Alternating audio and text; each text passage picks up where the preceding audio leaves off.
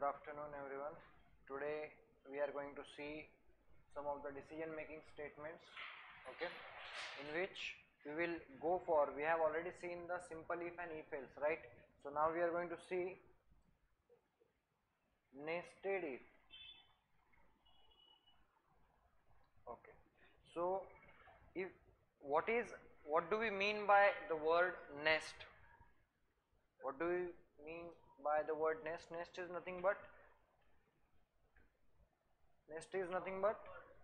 House of bird, right?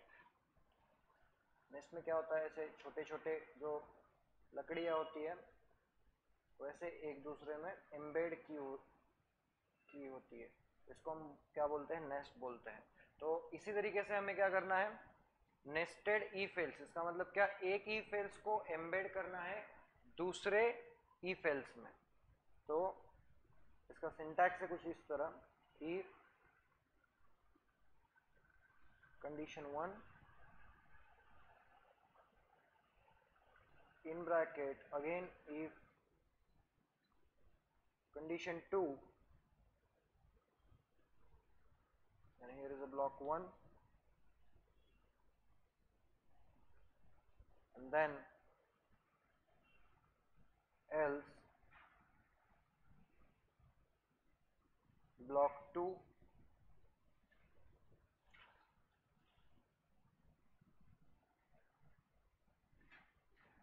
else if condition 3 block 3, इसका else part में यहाँ लिख देता हूँ, else block 4. This is the syntax of nested if. Okay, अब यहाँ पे हो क्या रहा है, देखिए ध्यान से, इस इफ का जो एल्स पेयर है वो ये वाला है, राइट? इस इफ का ये मतलब यू कैन सी ये वाला, और इस इफ का जो है वो ये वाला एल्स पेयर है, राइट? अभी कैसे कंट्रोल एक ब्लॉक से दूसरे ब्लॉक में जाता है ये हमें देखना है, राइट? नाउ सबसे पहले क्या होगा, condition 1 will be checked, and before the condition we all know that all the if and else are keywords, right? All the if and else are keywords. Now condition, we all know that condition will be always relational expression, and relational expressions are those expression in which relational operator is used, right? Now what kind of relational operator we have? Less than, greater than, less than equal to, greater than equal to, is equal to and is not equal to. Okay, so this will be the condition, all the relational expression. Now see very carefully, if condition 1 is true, if condition 1 is true, what will happen? Condition 2 will be checked. Okay, if condition 1 is true, what will happen? Condition 2 will be checked. If it is true, true means satisfied, सही होना चाहिए condition जो हम बोल रहे हैं वो, तो कंडीशन 2 चेक होगा। कंडीशन 2 भी अगर ट्रू है तो क्या होगा, ब्लॉक 1 एग्जीक्यूट होगा, ओके? और कंडीशन 2 अगर फॉल्स है, कंडीशन 2 अगर फॉल्स है तो क्या होगा, ब्लॉक 2 एग्जीक्यूट होगा। कब? Condition 1 should be true, condition 2 should be true, then block 1 will be executed. Condition 2 is false, block 2 will be executed. आई बात समझ में? तो अब ये हो गया, कंडीशन 1 अगर ट्रू रहा तो अब मान लो कंडीशन 1 जो है वही क्या हो जाती है, फॉल्स हो जाती है। तो इसके वजह से क्या होगा, डायरेक्टली ये जो कंट्रोल जाएगा ये जाएगा ये एल्स ब्लॉक के पास, और एल्स ब्लॉक के अंदर जो कंडीशन हमने पुट की है condition 3, this condition 3 will be checked. अब ये कंडीशन जब चेक होगी तब क्या होगा, if this condition is true what will happen, block 3 will be executed. If this condition is false what will happen, block 4 will be executed, right? So this is how the nested if works. अगर इसे और अच्छे से समझना है तो हम क्या करेंगे, इसका फ्लो चार्ट देखेंगे। फ्लो चार्ट में देखिए पहले क्या होता है,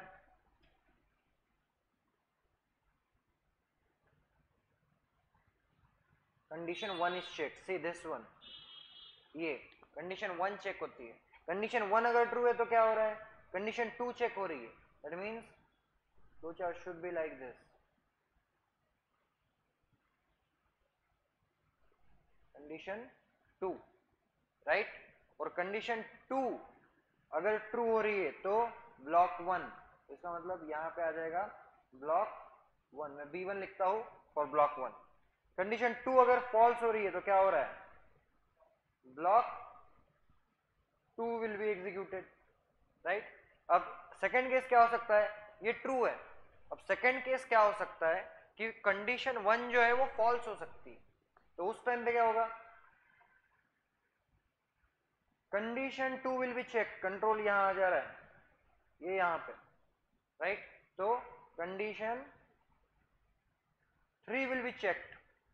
अब कंडीशन 3 अगर ट्रू होती है तो क्या होता है, ब्लॉक 3 एग्जीक्यूट होता है, ये यहां पे condition, if this is true what will happen, block 3 will be executed, and if condition 3 is false what will happen, block 4 will be executed, ये वाला।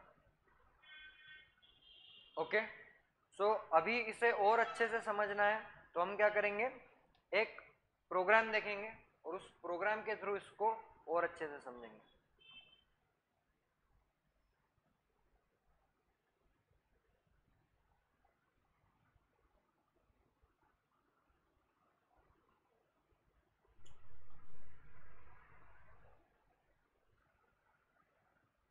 Okay, now see, this is called as documentation section, and we know the header files we are going to use, that is hash include stdio.h and hash include conio.h. Okay, void main, from the void main we will start if block। तो अब इसका example हम better way में क्या लेते हैं, program to find the greater number from given 3 numbers. मान लो ए बी सी ऐसे 3 वैल्यूज है, तो क्या ए बी सी में से सबसे बड़ा नंबर कौन सा है ये हमें फाइंड आउट करना है। And this is the very basic question जो कि तुमको एग्जाम में या फिर कोई एंट्रेंस में पूछा जा सकता है, जैसे कि MBA MCA एंट्रेंस में बोलो या फिर थ्योरी पेपर में बोलो, आपके एग्जाम के पूछा जा सकता है। तो इसके लिए हमें 3 नंबर लगेंगे, पहले A, B, C, that should be of a integer type, int A, B, C. Now we know that CLRCR, what will CLRCR do, it will clear the screen. After that we need to scan all the 3 numbers, so make sure the program is user friendly, not the programmer friendly। अगर तुम coding लिख रहे हो तुम्हारे हिसाब से कि तुमको इजी जाए, तुमको कन्वीनियंट जाना चाहिए, तो आउटपुट उसका उतना वर्स्ट दिखेगा। जैसे कि अगर तुम मान लो तीनों नंबर डायरेक्टली स्कैन कर रहे हो यूजिंग स्कैनर, तो अगर कोई नया बंदा है जिसने प्रोग्राम देखा ही नहीं तो उसको कैसे मालूम पड़ेगा कि क्या एंटर करना है, किस लिए एंटर करना है, right. So we are going to make the program more user friendly. so for that we are going to do,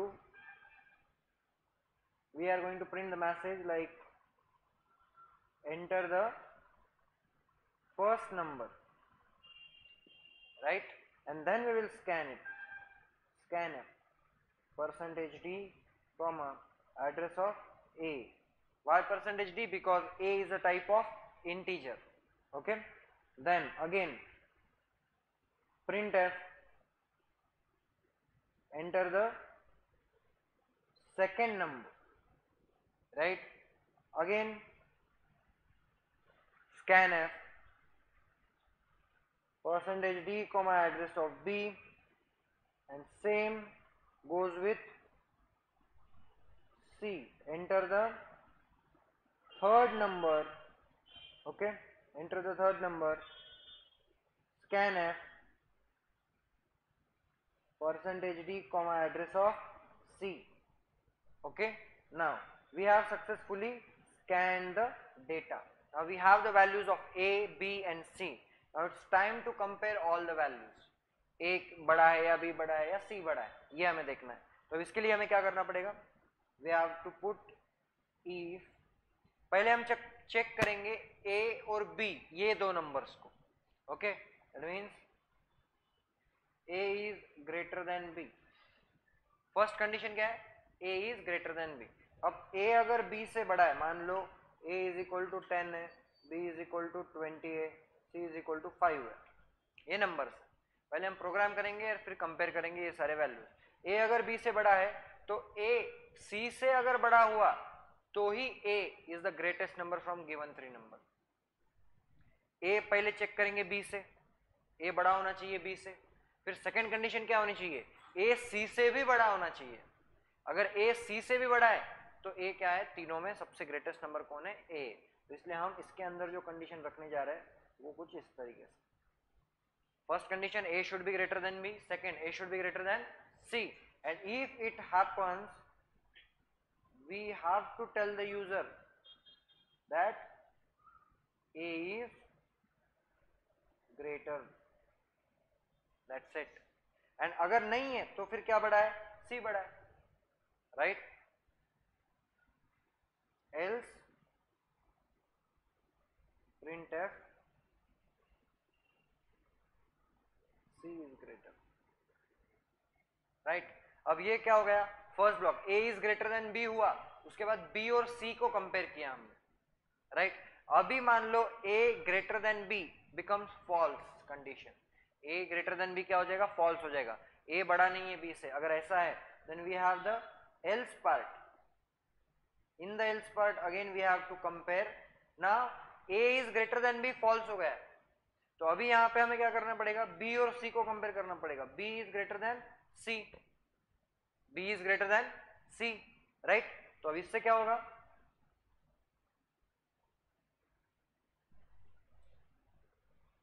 हमें मैसेज प्रिंट करना होगा. printf B is greater, printf B is greater, right? So now else printf और B और C को compare किया. अगर B greater नहीं रहा तो कौन बचा फिर से? C is greater, that's it. get ch and the program closes. अभी देखो प्रोग्राम कैसे एग्जीक्यूट होगा. बहुत ही इजी है, ज्यादा मुश्किल नहीं है, बहुत ज्यादा इजी है.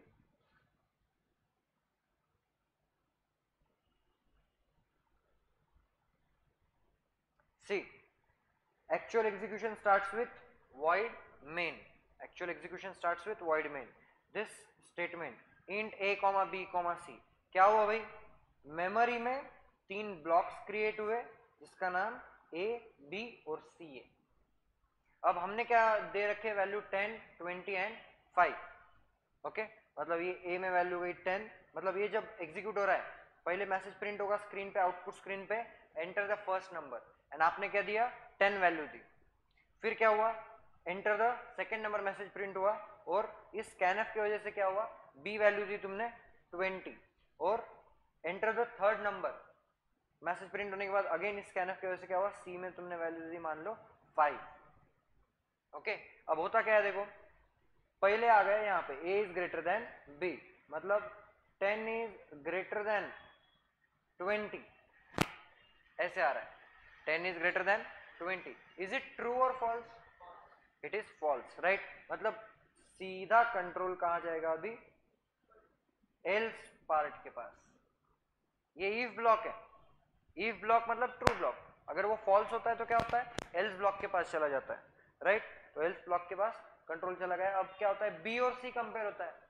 अब b की वैल्यू कितनी? 20, और c की value 5. Now 20 is greater than 5. Is it true? 20 is greater than 5. Is it true? Yes, it is true, right? And that's why message will be printed B is greater. इस तरीके से program execute होगा. अब एक बार हमने क्या लिया? B ले लिया. अब हम क्या करते हैं? A की वैल्यू देख के, मान लो A is not 10, A is like 25. A की वैल्यू कितनी है? 25 है. ओके तो प्रोग्राम कैसे एग्जीक्यूट होगा, पहले यहाँ क्या चेक होगा इस कंडीशन पे 25 is greater then 20, is it true, yes it is true, 25 बड़ा है 20 से। फिर कंट्रोल आ गया अंदर, a is greater than c, मतलब a की वैल्यू है 25, 25 is greater then 5, is it true, yes again it is true and that's why a is greater, ऐसा मैसेज प्रिंट हो जाएगा। अब मान लो c वैल्यू ग्रेटर है, c मान लो 50 है वैल्यू, तो क्या होगा, पहले a ग्रेटर देन b, यहाँ क्या आएगा 25 greater than 50, 25 greater than 50, is it true, no it's not true, 25 is less than 50, that's why control again goes with the else part। now यहाँ पे क्या कंपेयर होगा, b की वैल्यू कितनी है 50 ना, सॉरी b की वैल्यू कितनी है 20, 20 is greater than 50, is it true, no it's false, that hence else part will be printed, c is greater, अगर ट्रू रहा तो b इज ग्रेटर, नहीं तो c is greater. This is how the L's if ladder work, sorry nested if else work. एक if else के अंदर हमने क्या किया, दूसरा इफ एल्स ये किया। You can compare it with the flow chart. अब देखो कंडीशन 1 यहाँ पे क्या डाला था हमने, a is greater than b, if a is greater than b you should check a is greater than c, right अगर a is greater than c है, अगर ये ट्रू है तो क्या होना चाहिए, प्रिंट होना चाहिए a इज ग्रेटर या फिर c इज ग्रेटर। मान लो a is greater than b नहीं है तो चेक होना चाहिए b is greater than c, if it is true क्या होना चाहिए, b इज ग्रेटर प्रिंट होना चाहिए या फिर c इज ग्रेटर प्रिंट होना चाहिए। This is how the nested if else works, okay.